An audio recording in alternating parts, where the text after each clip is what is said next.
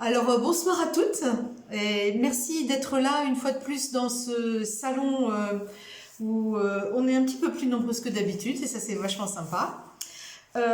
Aujourd'hui, vous voyez, j'ai très peu de notes, j'essaye de d'être plus compétente dans ma façon de m'exprimer vis-à-vis de vous. Donc, j'ai pris très peu de notes et je voulais vous faire partager quelque chose que je suis en train de travailler parce que je vous ai dit plein de fois que je travaille, que j'étudie avec Aruna Lipschitz sur son école en ligne qui s'appelle La Voie de l'amoureux. Et donc je voulais vous partager le travail que je fais en ce moment sur le printemps. Voilà, vous donner peut-être l'envie de faire un peu ce travail avec moi, quoi. Allez, hop, voilà. Euh, Parce que le printemps, c'est un moment très très important de mutation de soi-même. Et donc, il y a des étapes. Voilà, il y a des étapes dans cette mutation. Et là, on vient d'en passer une très très importante qui était l'étape de Pâques. À Pâques, bon, ben, il y a la fameuse image de la mer Rouge qui s'ouvre et puis les Hébreux qui passent à travers la mer Rouge pour aller de l'autre côté et ils restent 40 ans dans dans le désert. Voilà. Et nous, on vient de faire ça. Notre corps, au niveau énergétique, au niveau spirituel, il vient de passer cette période-là. On vient de passer Pâques. Et là, ben, on est dans la période des 40 jours qui vont de Pâques à l'Ascension. Et ensuite, il y aura 10 jours pour aller de l'Ascension à la Pentecôte. La Pentecôte qui est donc 50 jours après Pâques. Et l'idée, c'était... pardon, excusez-moi. L'idée, c'était... mais qu'est-ce qui se passe pendant cette période où on a passé à travers la mer Rouge, quoi, qu'on est passé de l'autre côté, qu'on est à l'abri parce qu'on n'est plus poursuivi par l'armée du Pharaon, et puis là, on est dans le désert, et qu'est-ce qui se passe ? Et ce qui se passe, en fait, c'est qu'on est en pleine mutation. Ces 40 jours qui nous séparent de l'ascension, ces 40 jours de mutation, ces 40 jours où on erre un peu à l'intérieur de nous, ben parce que, qu'est-ce qui se passe? C'est qu'on est en train de changer, quoi. Et qu'on ne se reconnaît pas. Alors, je ne sais pas si vous avez ce sentiment-là de ne pas vous reconnaître, hein, mais on pourra en parler après, comme ça, quand j'aurai éteint l'enregistrement. Mais... si vous vous reconnaissez pas, c'est normal. Si vous avez l'impression qu'il y a des choses qui ont changé en vous, c'est normal parce que on est justement dans cette période de mutation. Voilà, l'identité change et puis en fait, on perd des façons d'être, des façons de se pourrir la vie ou de pourrir la vie des gens qui nous entourent. Voilà. On perd ces façons, ces habitudes pour devenir quelqu'un de nouveau. Et entre-temps, eh ben, il y a tout cet espace de flottement entre maintenant, enfin, depuis la fin de Pâques, jusqu'à l'ascension. Et donc, l'idée, c'est quoi? C'est que finalement, à l'Ascension et à la Pentecôte, on va avoir une augmentation de notre niveau vibratoire. Voilà, c'est la fin vraiment du travail de cette œuvre intérieure de toute l'année qui commence en septembre et puis qui se termine là. Et puis, on va voir la nouvelle personne qui va éclore, quoi. Alors, qu'est-ce que c'est que les symptômes qui font qu'on change, en fait? Qu'est-ce qui nous dit qu'on change? Alors, ce qui nous dit qu'on change, c'est qu'on fait des choses qu'on ne faisait jamais avant. Le plus évident, c'est les gens qui pleuraient beaucoup, puis qui pleurent plus. Ou des gens qui pleuraient pas du tout, qui se mettent à pleurer. Ça, c'est une des choses les plus courantes qui se passent. Hein, ça, c'est vraiment un des signes qu'on est en train de changer. Et puis, parfois, on peut pleurer. Moi, ça m'est arrivé parce que j'étais en train de changer, que je me reconnaissais plus, et tout d'un coup, je me disais, mais c'est vertigineux ce qui se passe. Et je me suis mise à pleurer, et puis je me suis dit après, mais tu vas pas pleurer alors que tu as voulu ce changement. Donc, tu vas revenir. Parce qu'il y a les symptômes qui montrent qu'on est en train de changer, c'est-à-dire on pleure plus ou on pleure plus. mais il y a les symptômes qui montrent que il y a une partie de nous qui s'accroche à la vieille personnalité et qui nous empêche de freiner, de continuer d'avancer, pardon, qui nous font freiner. Et bien ça, c'est l'ego, hein, évidemment, qui bloque le processus. Et donc les signes, c'est quoi? C'est les oreilles bouchées, la nuque raide, les mâchoires très serrées. Voilà. Moi, je remarque que, par exemple, j'ai tendance en ce moment à comme ça, être tout le temps mâchoire serrée. Donc, je me force dans la journée en disant non, non, je veux changer. Et puis, il y en a une autre aussi, c'est les douleurs dans les genoux aussi. Hein. Ça peut être aussi ça. Hein, suivant les personnes, évidemment, si vous avez tout d'un coup... Bon là, ça veut dire que c'est vraiment un gros blocage. Mais sinon, en général, c'est ça, quoi. Donc on s'en va vers la Pentecôte, on s'en va vers quelque chose de complètement nouveau de nous-mêmes. Hein, et voilà, c'est une mutation qui est en cours, quoi. Une mutation. Alors, j'entends un bruit derrière. Si vous pouviez fermer les micros, je pense que ce serait mieux pour moi parce que j'entends comme un petit couinement. Voilà. Et donc, l'idée, c'est que donc on s'en va vers un nouveau soi et que dans cette période, eh ben, c'est une véritable mutation. C'est-à-dire, vous n'allez plus être pareil génétiquement, même génétiquement. Ça vient nous chercher au niveau cellulaire, dans le corps, quoi. Et donc, il y a une forme de ce qu'on appelle la panique cellulaire. Et la panique cellulaire qui dit que vous êtes en train de changer, elle se trouve au niveau digestif. Au niveau digestif, au niveau des émonctoires, donc c'est la vessie qui n'y tient pas, on passe la journée à aller faire pipi, et le reste, eh ben, c'est de la diarrhée. Voilà. C'est les signes que vraiment, eh ben, on est en train, que le corps, il résiste, parce que même le corps résiste à tout ça, mais le temps, l'énergie, elle veut qu'on avance et qu'on change. Voilà.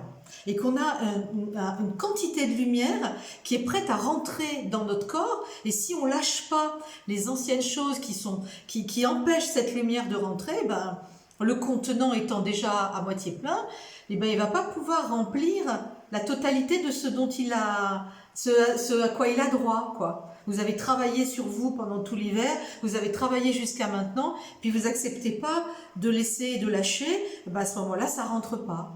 Vous pourriez avoir 100%, puis vous avez que 40 ou 50 ou 60% de la lumière que vous pourrez avoir, et ça se passera à la Pentecôte.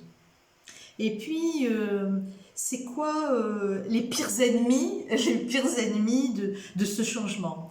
Donc on a vu que c'était les résistances de l'ego, quoi, que l'ego est là et qui freine et qui freine et qui freine parce que il est là pour nous, comment dire, il est là pour nous protéger, l'ego. Mais très souvent, en fait, c'est cette protection, en fait, bloque toute évolution. Et donc, l'idée, c'est qu'il va vouloir nous contrôler et contrôler le système. Hein. Vous savez, on a deux natures. On a une nature qui s'appelle la personnalité, où il y a l'ego qui existe, et puis il y a la nature qui s'appelle l'individualité, qui est spirituelle, et là, il n'y a pas d'ego. Et donc, il y a une lutte entre les deux, et puis l'ego tire en arrière pour que ça évolue pas, pour qu'on ressente un peu moins d'individualité. Et donc, il y a... déjà, le premier signe, c'est de contrôler, est-ce que je suis en train de muter? Alors, pour être sûr d'être en train de muter, c'est d'aller vérifier si vraiment il se passe quelque chose. Est-ce que j'ai vraiment changé? Et aller gratter, un peu comme si on allait gratter dans la terre une petite pousse. Hein, on a mis une graine, elle est en train de germer, et puis on va gratter pour voir si ça pousse. Forcément, elle va mourir, hein. Donc là, vous handicapez gravement les chances de changement. Est-ce que, par exemple, j'ai perdu ma peur, une peur que vous avez, ou je ne sais pas, une flemme, par exemple, ou ma colère, ou je ne sais pas quoi, enfin un truc comme ça. Et puis d'aller voir si j'ai encore de la colère, aller voir si j'ai encore cette peur, aller voir si j'ai encore cette fainéantise-là. Ben non, il faut laisser le processus se faire. La deuxième chose qui est vraiment, qui peut être vraiment l'ennemi du changement, c'est l'impatience. C'est-à-dire, on entrevoit qu'il y a quelque chose de super lumineux en soi, de super chouette qui nous aide à changer, qui nous aide à avancer, qui va arriver. Et cette chose-là, eh ben, on trouve que ça va pas assez vite. Donc là, on avorte encore un petit peu plus, en voulant encore aller voir, en voulant encore que ça aille plus vite que vite. Et puis, c'est comme si on avait un bébé et puis qu'il a 3 mois et puis qu'on voudrait qu'il marche. Non, il faut qu'il la tienne 10 mois, 11 mois pour qu'il commence à se mettre debout et puis il va commencer à marcher 12 mois, 13 mois. Certains, comme ma fille, c'était 16 mois. Donc, bon, voilà, c'est comme ça. Et puis, la dernière chose, c'est le manque de confiance. Déjà de la confiance en soi, sur notre capacité à muter. Et la deuxième, c'est le manque de foi en ce processus qui est naturel et qui se passe chaque année et qui va faire qu'on va changer, en fait. Voilà. Et il y a une autre chose, la dernière, et ça, on en avait parlé il y a quelque temps, quand on avait parlé de la gratitude. Ce qui nous empêche le plus d'avancer, c'est une forme d'incapacité à s'émerveiller. Voilà. Et la seule chose, l'une des choses qui va nous permettre de vraiment avancer, c'est cette capacité à s'émerveiller. Et je pense que vous étiez toutes là quand on avait parlé de la gratitude. La gratitude, c'est cette capacité à pouvoir reconnaître qu'on a reçu quelque chose de gratuit, qu'on a reçu quelque chose de beau, de gratuit, et puis on s'émerveille de ça et on a le cœur qui s'ouvre. Donc franchement, quand vous voyez cette petite chose en vous, cette petite partie de vous qui a commencé à changer, que vous avez perçue, parce que c'est impossible que vous ne l'ayez pas perçu, que vous l'avez perçu parce qu'on sent qu'en soi, il y a un truc qui évolue, et puis que vous n'en avez pas de gratitude, et bien, vous émerveillez pas devant le processus, ben ça le ralentit, ça le freine, voire ça l'avorte. Voilà. Voilà, l'incapacité à s'émerveiller et à ouvrir son cœur pour soi-même. Voilà, et s'aimer un petit peu plus soi-même. Qu'est-ce que je voulais vous dire encore Qu'est-ce que je voulais vous dire à ce propos? Eh bien, c'est tout. En gros, c'est ça, quoi. Donc, en fait, je vous souhaite une chouette traversée, de ne pas vous laisser piéger par cet ego. Bon, vous inquiétez pas, parce qu'il y a une nouvelle partie de vous-même qui est en train de renaître. Vous êtes en train de muter, et puis vous verrez ça à la Pentecôte, mais vous verrez qu'avec cette nouvelle partie, il y a une nouvelle ego qui arrive. Bon, s'il n'y a pas d'ego, il ne peut pas y avoir de vie. On ne peut pas s'incarner, on ne peut pas vivre, on ne peut pas être là. Donc, il faudra de l'ego. Mais qu'il soit le plus léger possible, c'est quand même mieux. Voilà. Et vous trouverez toujours parfois aussi lourde ou chiante, ou vos compagnons, vos enfants, vos amis, je ne sais pas, vous dire « Oh là là, mais alors t'as perdu ça, mais alors... » Dis donc, t'es pas rigolote là, parce que t'as chopé autre chose, quoi. Mais c'est quelque chose de plus léger, vibratoirement c'est mieux, c'est... Voilà. Moi, par exemple, je peux vous dire que il y a quelques années, je j'hurlais tout le temps. Tout le temps. J'hurlais parce que j'étais une maman solo de 4 enfants. Et donc, il fallait que ça aille, quoi. Il fallait que ça avance. Le matin, j'étais la première levée. Le soir, j'étais la dernière couchée. J'allais travailler en tant que pharmacien dans une pharmacie. Je rentrais, entre midi et 2, je préparais le dîner du soir. Le soir, je préparais pour le lendemain. En fait, je n'arrêtais jamais. Et donc, à chaque fois qu'il se passait un truc, ben, j'explosais. Et un jour, mes enfants m'ont dit, mais t'as remarqué, tu cries plus? J'avais même pas remarqué. Je crie plus et ça m'arrive plus jamais. Cette espèce de colère, de peur, de volonté que ça avance, que ça y aille, que c'était pas une famille. Mais j'avais un ami qui me disait, mais c'est pas une famille que t'as, quoi, c'est une firme, tu sais, parce qu'il me disait ça parce que, oh là là, il fallait que ça avance, parce que quand t'as 4 enfants, puis mon second mari, il avait 3 enfants, donc on avait 7 enfants dans la maison régulièrement, donc il fallait que ça aille, quoi. Voilà, il fallait que ça aille, il fallait que ça avance. Et donc je criais. Et je crie plus. Donc je peux vous dire que c'est possible. Hein. Bon, il y a plein d'autres choses qui se sont passées, mais ça c'est vraiment tellement énorme. Et donc on change. Et puis un jour quelqu'un vous dit, mais t'as vu? T'as plus ça que tu faisais. Ah bon? Ah ouais, c'est vrai. Oh! Et si j'essayais de me mettre en colère pour crier aussi fort que ce que je criais avant, ben j'y arrive plus. Même ça, j'y arrive plus. Et même, je vais vous dire un secret. J'ai vu hier, avant-hier, j'ai vu une photo de moi lors de mon second mariage. Et j'ai regardé ce couple qui était heureux de se marier. Et je me suis dit, mais qui est cette femme qui s'est mariée avec cet homme? Je ne la reconnaissais pas. C'était incroyable. Incroyable, cette étrangeté. Donc en fait, c'est que ce pourquoi je m'étais mariée avec lui, bah, c'est parti. C'est guéri, c'est alchimisé, c'est alchimisé avec du bon en moi, qui fait que, bon, maintenant je vais me souvenir à essayer de ne pas avoir de nouveau le même, et puis voilà, à plus avoir ce même besoin dans un couple. Et du coup, quand je regarde les photos, je me dis, mais oh, qui c'est? Voilà. Alors c'est ce que je vous souhaite à toutes, hein, de pouvoir vous dire, tiens, regardez une photo, mais faites l'expérience. Regardez une photo de vous d'il y a 10 ans. Et dites-vous vraiment sincèrement, mais est-ce que je suis encore cette personne? Et vous verrez que vous ne l'êtes plus du tout. Et ça, c'est grâce au passage de Pâques. Alors, en fait, on est là en vrai pour méditer, hein.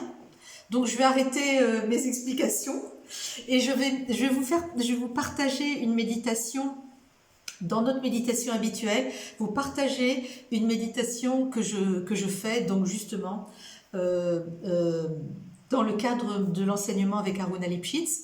Mais c'est une méditation qui est couramment enseignée dans les voies de sagesse plutôt hindoues, tibétaines, etc. Hein.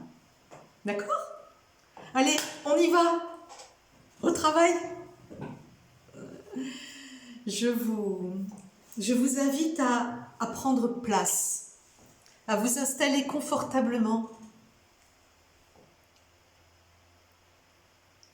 sur votre base, à vous accorder de la douceur à vous-même. Inspirez, expirez. Inspirez et ressentez la douceur. Expirez et projetez la douceur autour de vous. Inspirez, expirez.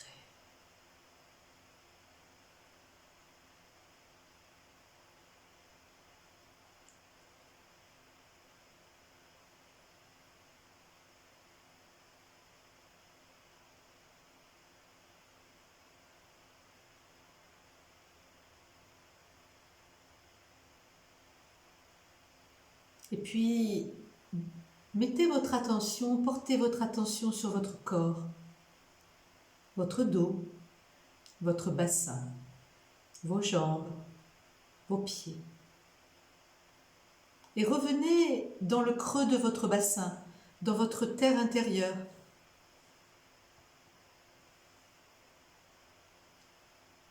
Et visualisez-le dans sa forme, dans sa structure, les organes qui l'habitent, les muscles.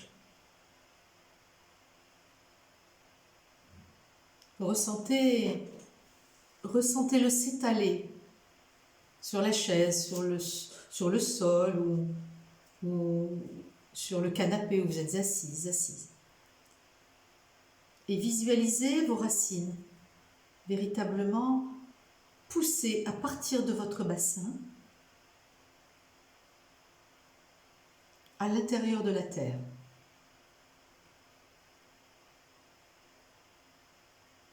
Vous pouvez sentir votre poids plus lourd, plus ancré, solide.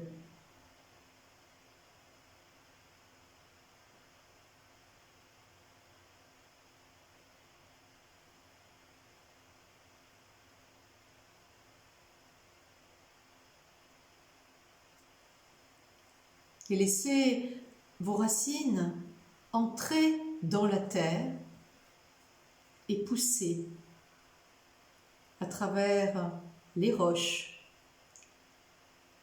à travers les zones humides, les lacs, les océans intérieurs, jusqu'au cœur de la terre, au cœur de Gaïa. Ce cœur qui bat tranquillement, doucement. C'est un endroit apaisant, empli de confiance, empli d'amour pour l'humanité. Et puis, remontez doucement à travers vos racines, laissez l'énergie de Gaïa remonter à travers vos racines et laissez votre terre intérieure, votre bassin, le bas de votre ventre, votre plancher pelvien, s'emplir de cette énergie, s'emplir de vitalité, de bonté, d'amour, de beauté.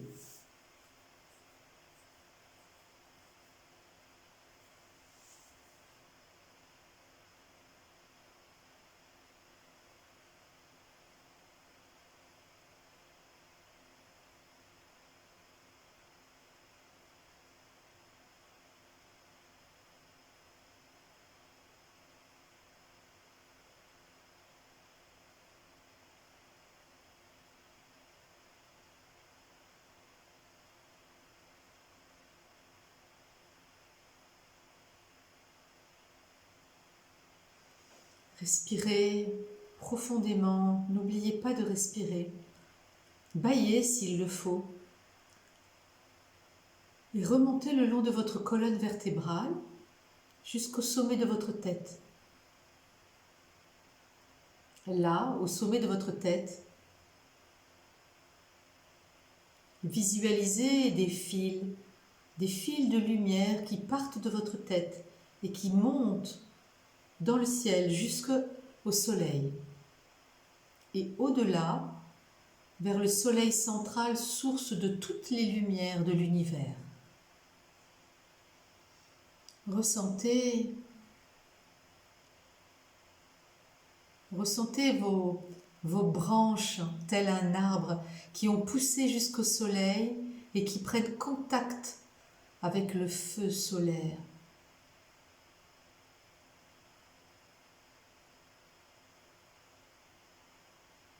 Le soleil, dont on dit que c'est là que réside l'archange Michael.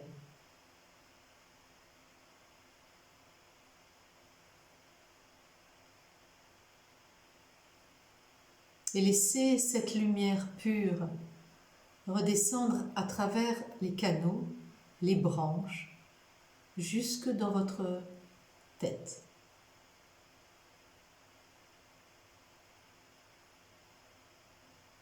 Et vous laissez votre corps s'emplir, votre tête, votre cou, vos épaules, votre clavicule, vos clavicules, vos bras, votre tronc, jusqu'à vos pieds. Vous laissez la lumière faire son travail et elle le fera assurément et elle va pouvoir déboucher tous les petits canaux énergétiques, les petits canaux lumineux qui ne sont pas encore parfaitement propres. Elle va les nettoyer. Faites-lui confiance. Et revenez à vous-même. Inspirez, expirez, laissez le processus se faire sans vous. Bâillez s'il le faut. Et pensez à la lumière douce, si douce.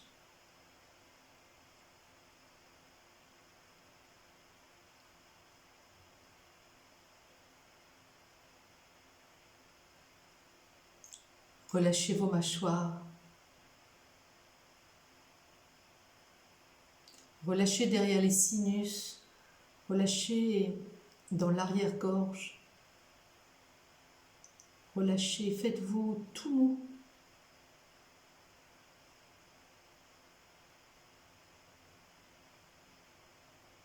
Tout mou et dans la lumière.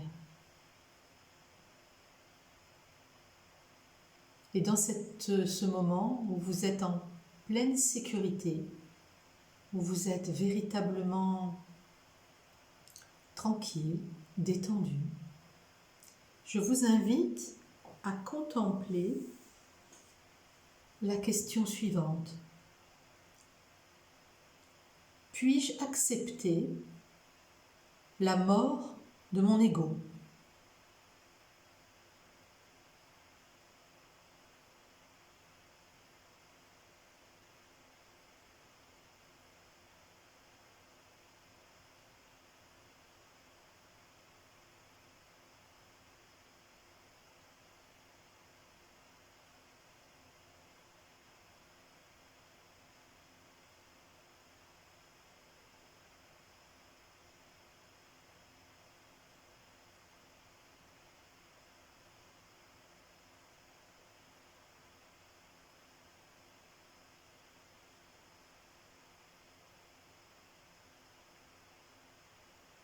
Et en fonction de la réponse, et si la réponse est oui, je vous invite, à l'aide de votre imagination, à mettre votre ego dans la lumière qui baigne tout autour de vous et que vous avez appelée.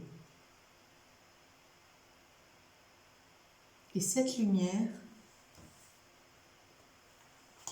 va faire fondre votre ego. Regardez la lumière faire fondre votre ego.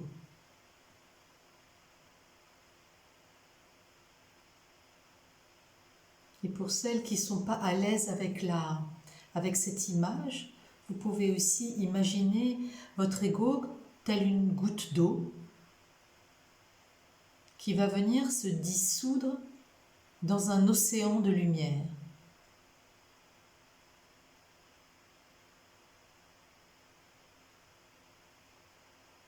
Laissez votre ego être dissous par la lumière.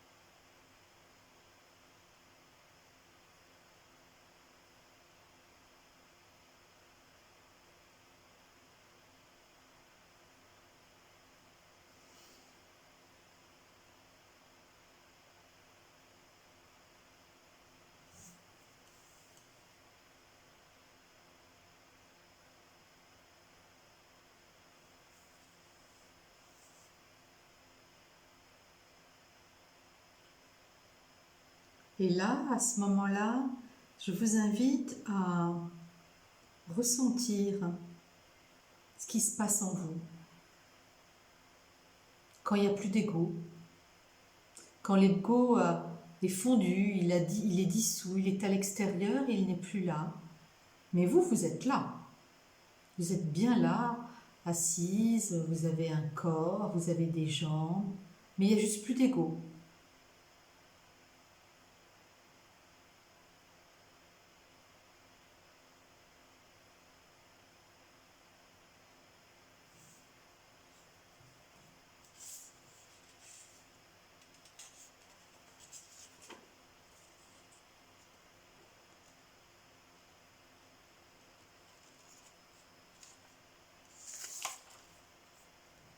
Et si, par hasard, la conscience du je revient, la conscience de l'ego revient, eh ben repartez dans la lumière. À chaque fois qu'il revient, repartez dans la lumière. Et ressentez ce que ça fait quand il n'y a juste plus d'ego. Engrammez en vous ce ressenti.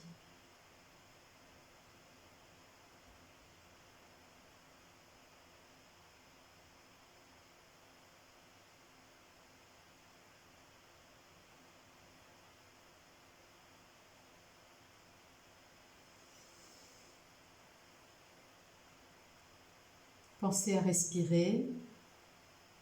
Ne bloquez pas la respiration.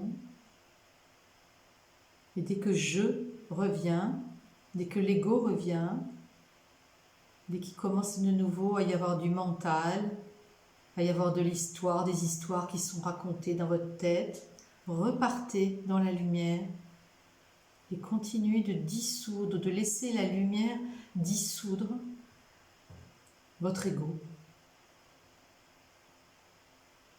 Une goutte d'eau dans un océan de lumière.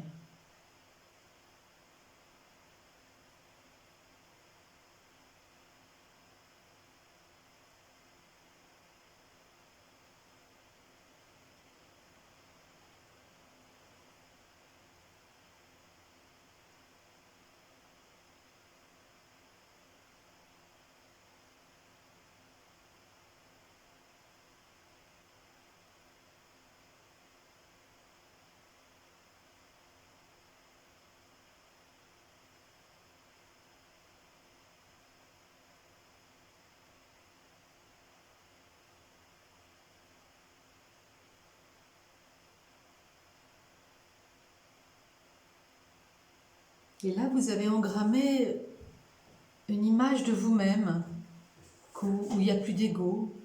Et vous pouvez ressentir la grosse différence entre le moment où il n'y a plus d'ego et le moment où l'ego revient.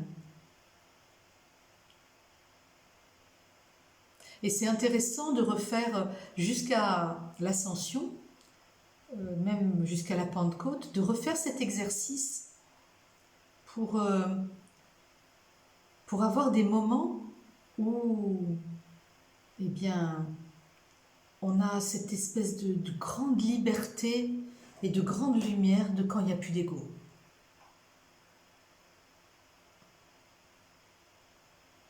Parce que ce que vous entrevoyez quand il n'y a plus d'ego, c'est une partie de la nouvelle vous, ou du nouveau vous, qui apparaîtra à la Pentecôte.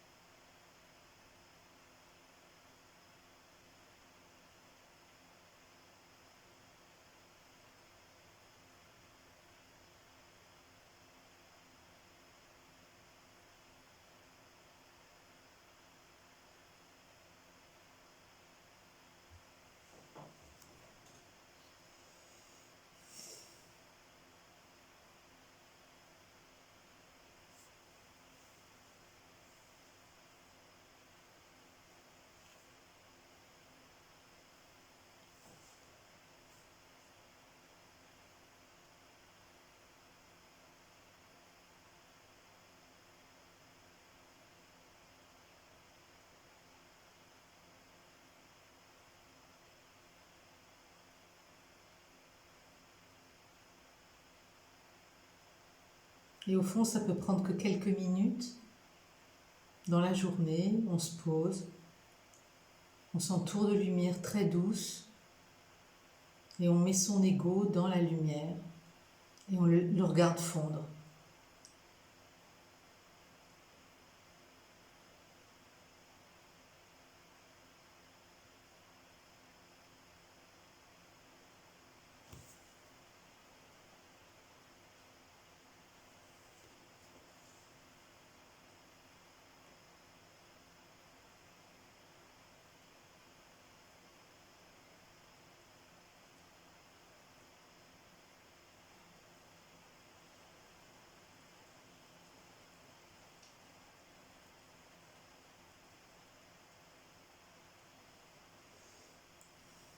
Voilà, doucement, tranquillement, je vais vous inviter à revenir à votre conscience corporelle, à vos pieds, à vos genoux, à vos cuisses, à votre plancher pelvien, à votre bassin, votre abdomen, votre cage thoracique, les bras, le cou, la tête, le dos.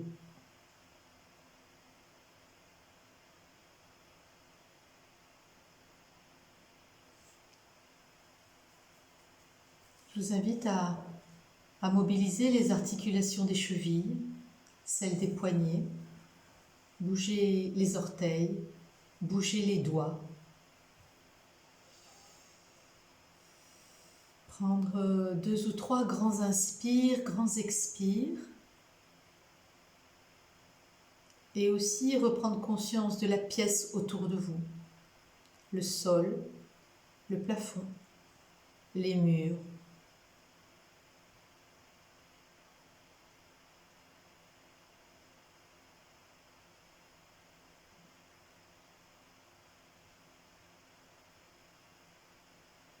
Voilà, tout est bien, tout est tranquille. Vous revenez tranquillement à vous. Je vais compter de 5 à 1. À 1, vous serez ici, vous serez présente avec un peu moins d'ego et un peu plus de lumière qu'il y a un quart d'heure quand nous avons commencé.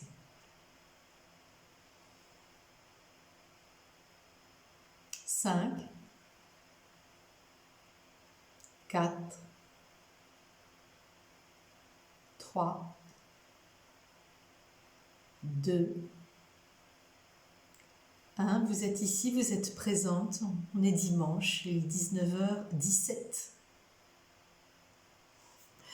Voilà, je vais dire merci et au revoir à tous les gens qui nous suivent en replay. Et vous qui êtes là dans le salon avec moi, on reste ensemble pour continuer de parler. Je vous souhaite une bonne semaine à tous et je vous dis à la semaine prochaine pour de nouvelles aventures méditatoires. Bye, je vous aime, au revoir.